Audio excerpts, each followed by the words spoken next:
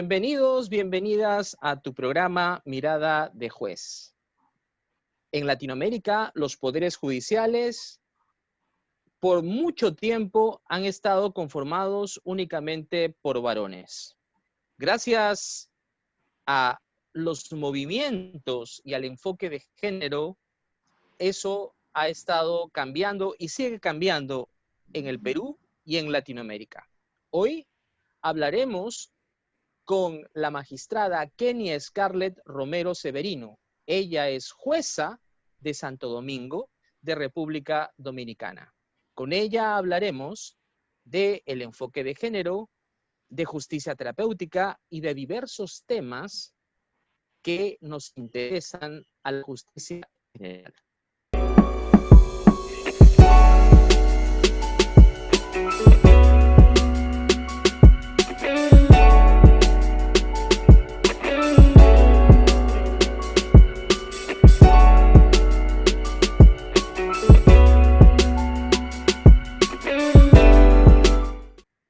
Gracias, Kenia, por estar con nosotros. Muchísimas gracias por la invitación a tan maravilloso programa en el cual se intercambia con muchos magistrados, no solamente del Perú, sino de otros países. Kenia, ¿tú estás trabajando desde el año 2012 como jueza? Yo trabajo desde el 2006 como jueza, estoy desde el 2012 como jueza de adultos, desde el 2006, en el 2006 y cuando ingresé a la carrera judicial, empecé como jueza del Tribunal de Niños, Niñas y Adolescentes y ya luego en el 2012 como jueza del séptimo juzgado de la instrucción, que es ya de adultos, que es el rol que ejerzo en la actualidad. ¿Y qué cambio para ti esto de juzgar a niños, niñas y adolescentes en justicia penal juvenil o veías otros temas con niños, niñas y adolescentes? Sí, yo veía primero la materia civil de niños, niñas y adolescentes, que era guarda, regímenes de visitas y demás, pero fue por muy poco tiempo. Posteriormente fue la justicia juvenil y definitivamente esto me marcó significativamente porque hacer el crossover de pasar en el que el impacto, por supuesto, una justicia especializada, un poco más desformalizada, porque tiene un abordaje distinto, y pasar ya a los adultos fue, digamos que distinto, muy diferente, pero definitivamente fue enriquecedor, porque esto ha potenciado mi rol como los adultos, porque traigo unas herramientas que muy pocos jueces que trabajan con adultos pueden tener y la pueden adquirir en la coexistencia ya con la justicia de adultos, porque tiene una naturaleza distinta, como más rigurosa, por decirlo desde la perspectiva procesal. ¿Y te has encontrado con algunos de los adolescentes que tú tuviste en el juzgado de menores, de niños y adolescentes, como jueza de adultos o no? Sí, definitivamente, con mucha frecuencia. Y esto para mí es un poco frustrante, me genera la mirada crítica respecto al sistema, porque digo, bueno, yo vi a esta persona, a estos adolescentes con delitos menores y que probablemente no fueron adecuadamente abordados desde la perspectiva de la intervención que hizo el sistema de justicia en estos. ¿Y qué falló? Exactamente, esa es la pregunta, ¿qué falló?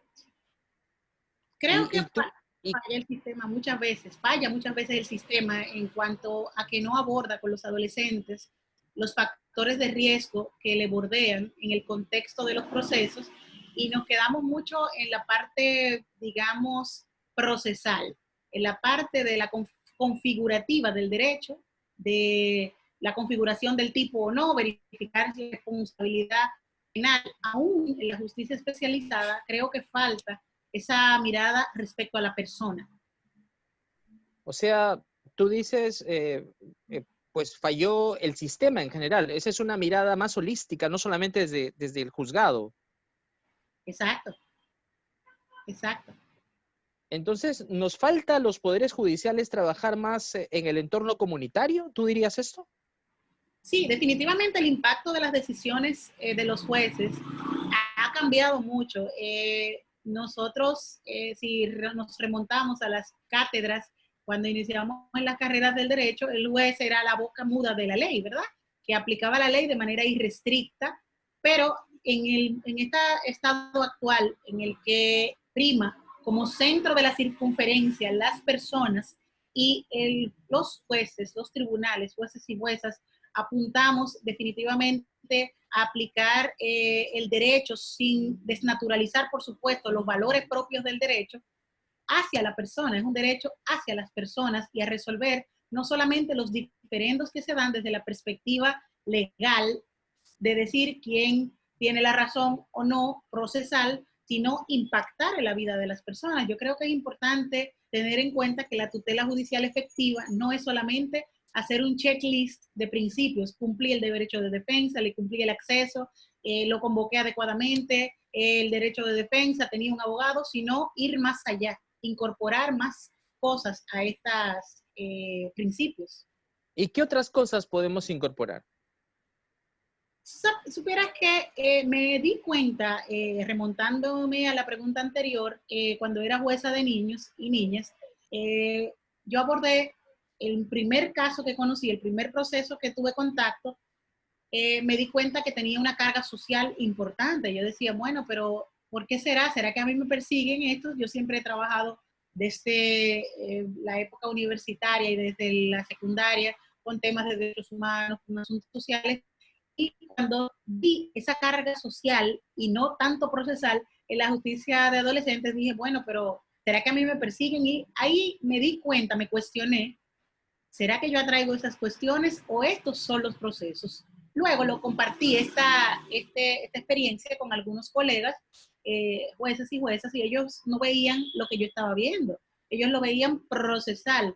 Entonces me di cuenta que la diferencia radica es en que el elemento central es colocarse unos lentes distintos para poder ver esas interioridades de las dificultades que tienen las personas que interactúan en los procesos, sean las víctimas o los testigos, o las personas imputadas, todas las partes procesales. O sea, tú no serías la jueza que eres hoy de adultos si es que no hubiese sido una jueza de adolescentes. Probablemente sí, porque no necesariamente esa mirada se puede adquirir en la justicia juvenil. También cuando uno incorpora una mirada, se pone esos lentes diferentes de humanizar, del bienestar de las personas, de justicia. Por eso nosotros los que promovemos y estamos con el enfoque de justicia terapéutica, no necesariamente hay que pasar por la justicia juvenil, porque tiene impacto en cualquier otra área del derecho. Es simplemente colocarse los lentes de la persona, de colocar la persona en el centro de la circunferencia y que su relación con la justicia, con el derecho, sea lo más profunda desde la perspectiva humanística. ¿Y tú podrías narrarnos alguna anécdota en la que hayas incorporado alguna de esas herramientas terapéuticas o que traías de la justicia juvenil ya como jueza de adultos? Sí, definitivamente, ya cuando pasé a la etapa de adultos, que venía con esa mirada más horizontal respecto no de la hegemonía del juez, por supuesto, sin perder la solemnidad, pero una mirada más amigable. De hecho, muchas personas me decían que yo era una jueza activista, me decían otros jueces, y me decían, ¿cómo tú vas a hacer coexistir tu rol de jueza penal con esa mirada activista que tienes? Me decían muchos colegas como una especie de sorpresa, ¿verdad? Y definitivamente es porque en el contexto de los conflictos, sobre todo en los delitos menores, yo pude detectar que en muchos de los casos era una falta de comunicación interpartes y una falta de herramientas adecuadas de quienes tenían el primer contacto con ellos previo a sede judicial, de los ministerios públicos o de la policía, de cualquier persona, cuando eran conflictos comunitarios, ¿no? Y yo empecé a incorporar esa conversación en el contexto de los procesos, tratando de suavizar la solemnidad un poco de la audiencia desde la perspectiva de lo que la gente entiende que es la solemnidad. Para el ciudadano común, la solemnidad es no hablar con el juez, sino dejar que te escuchar solamente y no hablar, no decir nada, sino como con cierto temor de esperar que el juez dirija y que le diga lo que va a pasar sin tener la interacción. Entonces, yo creo que incorporando eso, la conversación, cuestionando a las personas, ¿qué usted necesita? ¿Cuál es su posición de este proceso? Porque veo que se trata de golpes y heridas, pero son simples. ¿Cuál es su mirada? Bueno, magistrada, lo que yo quiero es que él me pida disculpas y que no lo vuelva a hacer, porque nosotros éramos amigos, pero me hizo esto. Es decir, incorporando, así yo logré incorporar la comunidad, incorporar la conversación, remitiendo a trabajos comunitarios, remitiendo o utilizando los institutos procesales que me permitían que la comunidad se involucre, que vaya al cuerpo de bomberos, que realice el resarcimiento del Pero eso daño. no es justicia restaurativa, Kenia. Tienen quizás algunos elementos de justicia restaurativa, porque como decimos, la justicia restaurativa y la justicia terapéutica puede que sean primos, ¿verdad? Porque persiguen, tienen puntos donde tienen, digamos, elementos comunes, ¿no? En que persiguen el bienestar de las personas y el resarcimiento. Pero la justicia terapéutica es englobante, porque no se encarga solamente del resarcimiento de la víctima y de esa, sino es el enfoque, es la mirada desde el contacto que tiene la persona con sede judicial. Es todo un globo que incorpora, puede que incorpore algunos elementos de justicia restaurativa, ¿por qué no? Pero es la mirada, el enfoque. Es como David Wetzler, ¿verdad? Señala, es como la botella y nosotros le incorporamos todo. Y en la botella cabe todo, hasta la justicia restaurativa. ¿Tú compartes la idea de que la justicia restaurativa podría ser una de las herramientas de la justicia terapéutica? Sí, por supuesto. Es una herramienta que permite que la justicia terapéutica tenga mayor cobertura a todas las partes procesales y en todos los momentos procesales. ¿Y la justicia procedimental también sería otra herramienta?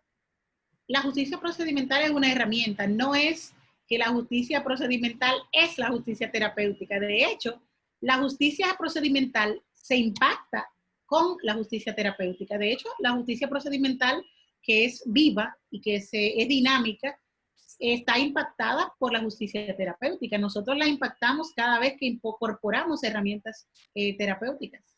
Y en lo que nos estabas contando, nos estabas hablando de los imputados y de esto de preocuparnos por las circunstancias que les rodean y responder a la reparación también del daño a la víctima, pero ¿existe alguna preocupación adicional más por la víctima dentro de la justicia terapéutica? Sí, por supuesto, su bienestar, la no revictimización, por ejemplo. Fíjense que históricamente la víctima siempre fue vista como un objeto de prueba, no como un sujeto de protección, de tal manera que el fiscal, su interés era probar el hecho con la víctima, con su testimonio. Sin embargo, esto incorporaba muchísimas veces prácticas que eran lesivas, lesivas definitivamente a las víctimas, a su contacto con sede judicial era revictimizante y le hacía recrear una y otra vez ese evento de impacto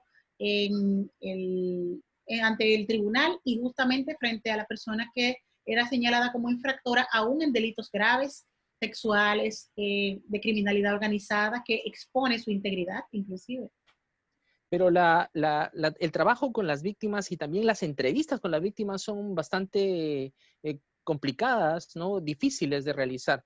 ¿Cómo has enfocado esto de la entrevista a la víctima de delitos y especialmente cuando se trata de niñas, niños y adolescentes? Justamente en el mes de agosto, el Consejo del Poder Judicial ha aprobado un protocolo de actuación de la cual junto a otro magistrado yo fui redactora y le incorporamos una mirada meramente bajo el prisma de justicia terapéutica. De hecho, uno de los principios de ese protocolo es procurar el bienestar de las personas que tienen contacto con la justicia y mitigar todo el rigor procesal para las víctimas, para los imputados, sin perder la neutralidad y para los testigos. Y básicamente esto lo que incorpora es herramientas de cómo realizar las entrevistas forenses de manera adecuada, sin incorporar elementos que puedan resultar antiterapéuticos desde el prisma en que no impacten en la tranquilidad de las personas y que puedan prestar su testimonio que potencialmente es probatorio, pero respetando su dignidad, su intimidad,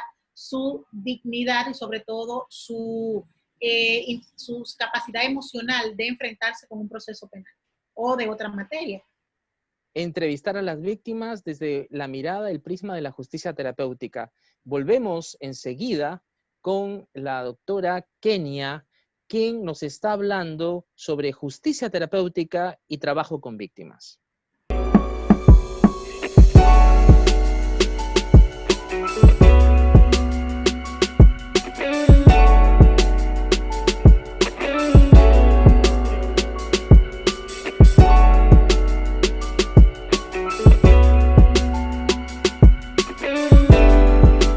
Kenia, cuéntanos, ¿también tiene que ver las reglas de Brasilia en algo con la justicia terapéutica? Por supuesto.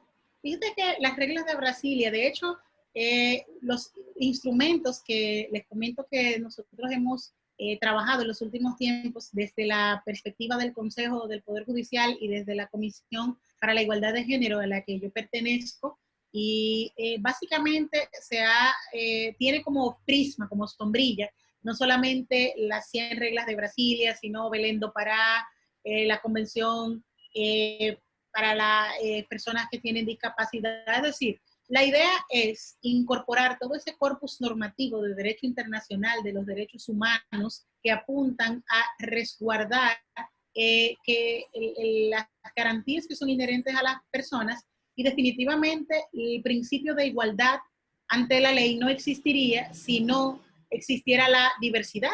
Justamente es lo que la justifica, y apuntar a esa protección a ciertas vulnerabilidades es lo que justifica este trato diferenciado. Trato diferenciado con medidas afirmativas, como por ejemplo las entrevistas específicas en cámara Gesell. Creo que ustedes usan también cámara Gesell o utilizan otros medios tecnológicos ya y están desplazando las cámaras Gesell.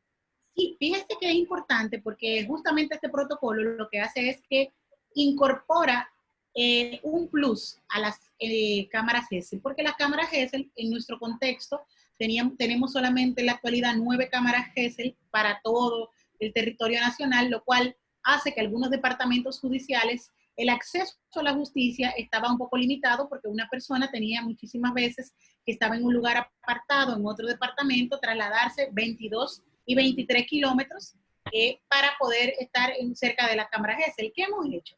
Las cámaras Gesell y circuitos cerrados, que también nosotros los utilizamos, son 9 y están proyectadas 6 más para el año 2021. Le incorporamos un plus. ¿Cuál es ese plus? A través de acuerdos interinstitucionales con otras entidades, identificamos espacios neutros, como son los de niños, niñas y adolescentes, a través del Consejo Nacional de Niñez y Adolescencia, y otras entidades como son el Ministerio de la Mujer, que tienen oficinas tanto en la oficina metropolitana, que es en el Distrito Nacional, Santo Domingo, como en todo el territorio nacional, y habilitamos también en espacios en sede judicial, que no necesariamente son espacios de sede penal, porque en las entrevistas nosotros ampliamos el espectro a las vulnerabilidades, no solamente a los grupos, que son niños, niñas y adolescentes, víctimas de violencia adultas, en todos sus renglones, puede ser víctimas de violencia intrafamiliar, doméstica y de género, también puede ser para víctimas de criminalidad organizada, trata de personas. Imaginemos lo sensitivo que es las víctimas o sobrevivientes de trata de personas para prestar su testimonio, personas con discapacidad, y vamos a hacer las entrevistas también en esos espacios, a través de la tecnología. ¿Cómo? Como hacemos las entrevistas virtuales, que se trasladen los entrevistadores o entrevistadores forenses a espacios a través de donde se grabe con una cámara la entrevista, se descargue y se le hagan los pixelados a la imagen, porque se le entrega el dispositivo, sea digital o sea a través de la nube, un acceso por un código. El Tribunal Constitucional nuestro ha dicho que ese dispositivo o ese acceso a la entrevista se pixele la imagen para guardar la integridad y la intimidad de la persona que se va a entrevistar. O sea que no solamente... ¿Y cómo se resguarda allí el contradictorio? O sea, ¿en la entrevista también participa el abogado del imputado para preguntar, o es una entrevista solamente entre el psicólogo forense y la víctima?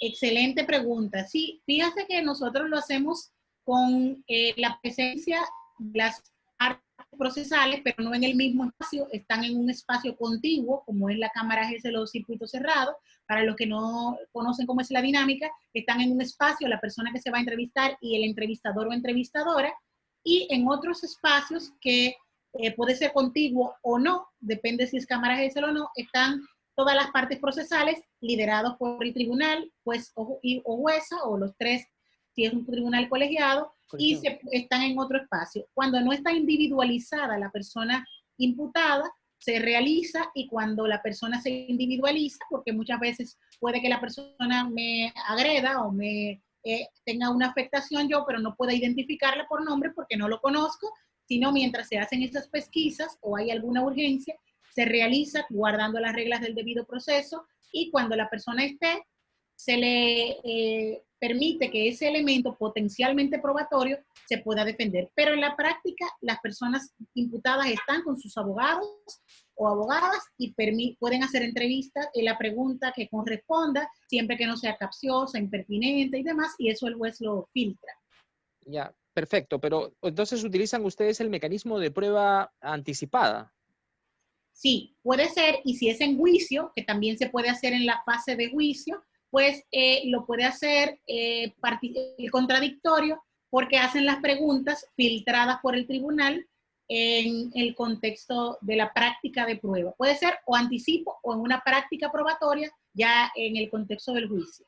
O sea, la entrevista puede ser como entrevista única, como prueba anticipada, antes del juicio, o puede ser durante el juicio, pero con los recaudos que ustedes han señalado con este protocolo, en un lugar neutro, manteniendo el contradictorio, pero resguardando las garantías y la seguridad de la víctima. Excelente, exactamente. También hay un plus que incorpora, y es que se pueden hacer las entrevistas también para otras materias. De allí que hablábamos de que la justicia terapéutica, que es el prisma bajo el cual está hecho este protocolo, impacta en todas las áreas, porque también tomamos en cuenta que cualquier otra materia, por ejemplo, guarda, régimen de visitas, en otras materias que se identifiquen que hay personas que tienen ciertas vulnerabilidades para interactuar en el contexto procesal, pueda realizarse la entrevista ya no como anticipo, sino como una toma de testimonio de acuerdo a las reglas de esa materia. Perfecto. Mira, Kenia, en esta parte de la entrevista, en la pantalla están apareciendo 3 sobres. Uno es de color rojo, uno azul y uno amarillo. Dinos el color que tú eliges para que pueda yo hacerte la pregunta que está dentro del sobre. El rojo, que es un color de fuerza, ¿verdad? Ah, perfecto. Ya, a ver, dentro del sobre rojo está la siguiente pregunta. ¿Compartes tú esta opinión? La justicia terapéutica debe dirigirse a todos los ciudadanos debido a que somos tributarios de las leyes, y tanto la ley, los procesos judiciales y el actuar de los operadores deben producir una experiencia de legalidad en la cual nos sintamos vinculados con la norma y por lo tanto la cumplan. Interesantísima. Bueno, sí, definitivamente entiendo que la justicia terapéutica definitivamente debe dirigirse a todos los ciudadanos, debido a que no solamente somos destinatarios y tanto la ley, sino que la tutela judicial efectiva, su espectro cubre a todas las personas por su sola condición. Claro, tiene un plus respecto a uno que otro grupo por el trato diferenciado afirmativo a que hacía referencia, pero definitivamente lo que hace la justicia terapéutica, a mi juicio, es que potencia, es una forma de tutelar efectivamente a las personas, porque es como darle el remedio adecuado al problema.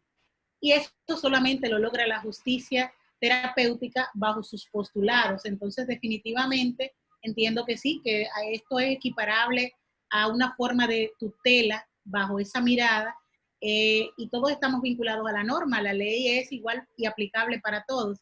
Es la mejor forma de tutela, la justicia terapéutica. Kenia, dinos, por favor, dentro de la justicia terapéutica, ¿cuáles serían los principios que no pueden faltar en toda práctica terapéutica? Sí, pues me parece que el primer principio que no puede faltar sería el de bienestar de las personas.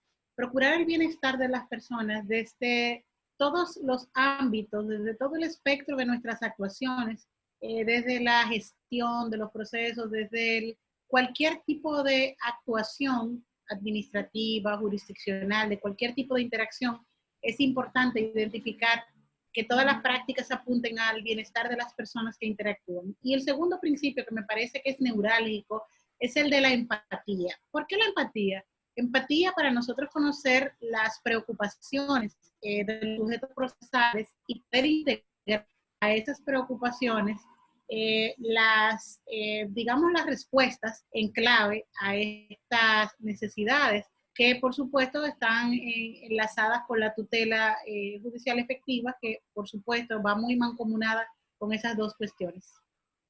Tú, además de ser jueza, también te dedicas a la docencia, ¿verdad? Sí.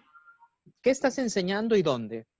Yo soy docente de la Escuela Nacional de la Judicatura desde hace algunos 8 o 10 años, 10 años en específico, y soy también de la Escuela Nacional del Ministerio Público, que como son diferentes órganos, también ahí, y en las universidades, en algunas universidades en materia de posgrado.